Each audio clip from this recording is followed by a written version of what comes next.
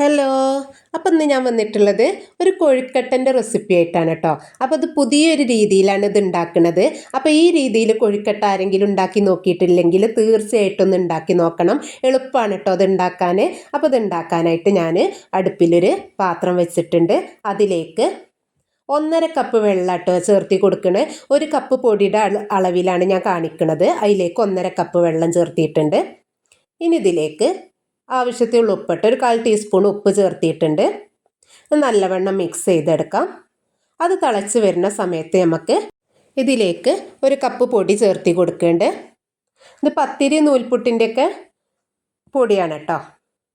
എന്നിട്ട് നമ്മൾ പത്തിരിക്കൊക്കെ വാട്ടിയെടുക്കണ പോലെ തന്നെ നല്ലവണ്ണം അതൊന്ന് വാട്ടിയിട്ട് മാറ്റി വെക്കാം.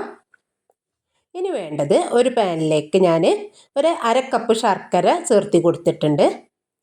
1 കപ്പ് തേങ്ങയും ചേർത്തി കൊടുക്കാം. അപ്പോൾ നിങ്ങൾക്ക് വേണമെങ്കിൽ കൂട്ടി കുറക്കൊക്കെ ചെയ്യാം കേട്ടോ. ഇനി ഇതിലേക്ക് ഒരു പിഞ്ച് ഏലക്കാപ്പൊടി ചേർത്തിയിട്ടുണ്ട്. നിങ്ങൾക്ക് ഇഷ്ടമുണ്ടെങ്കിൽ ചേർത്തിയാൽ മതി. എന്നിട്ട് ഇത് നല്ലവണ്ണം ഒന്ന് മിക്സ് ചെയ്തെടുക്കാം കേട്ടോ. ഇനി തേങ്ങയും ശർക്കരയും നല്ലവണ്ണം മിക്സായി വരുന്ന സമയത്ത് നമുക്ക് തീ ഓഫ് ചെയ്ത് കൊടുക്കാം. ഇത് നല്ലവണ്ണം അങ്ങോട്ട് ഡ്രൈ ആക്കി എടുക്കണ്ട കേട്ടോ. ഇനി നമ്മൾ എടുത്ത് വെച്ച പൊടി ഉണ്ടല്ലോ, അത് നമുക്ക് നല്ലവണ്ണം ഒന്ന് കുഴച്ചെടുക്കുന്നുണ്ട് ഞാനിവിടെ. അങ്ങനെ കുഴച്ചെടുത്തതിന് ശേഷം ഇതിനെ നമുക്ക് രണ്ടാക്കിയിട്ട് മാറ്റിയിട്ടുണ്ട് കേട്ടോ. ഇനി ഇതിൽ നിന്ന് ഒരു ഭാഗം എടുത്തിട്ട് നല്ലവണ്ണം ഉരുട്ടിയെടുക്കാം. അപ്പോൾ അത് കട്ടിയിൽ തന്നെ ഉരുട്ടിയെടുക്കണം കേട്ടോ. ഇത് നമുക്ക് പരത്തിയെടുക്കാനുള്ളതാണ്. അങ്ങനെ പൊടി തൂക്കി കൊടുത്തിട്ട് നമുക്കിതൊന്ന് പരത്തിയെടുക്കാം. അപ്പോൾ പറ്റ നൈസാക്കിയിട്ട് പരത്തരുത്, കുറച്ചൊരു കട്ടിയിൽ തന്നെ. ഈ കട്ടിയിലാണ് ഞാൻ പരത്തിയെടുത്തിട്ടുള്ളത്. ഇനി ഇതിൻ്റെ അരികുവശം ഒന്ന് ഒരു ചതുരത്തിലാക്കി എടുക്കാൻ ചെറുതായിട്ടൊന്ന് കട്ട് ചെയ്ത് കൊടുക്കുക കേട്ടോ. അത് ഒഴിവാക്കൊന്നും വേണ്ട.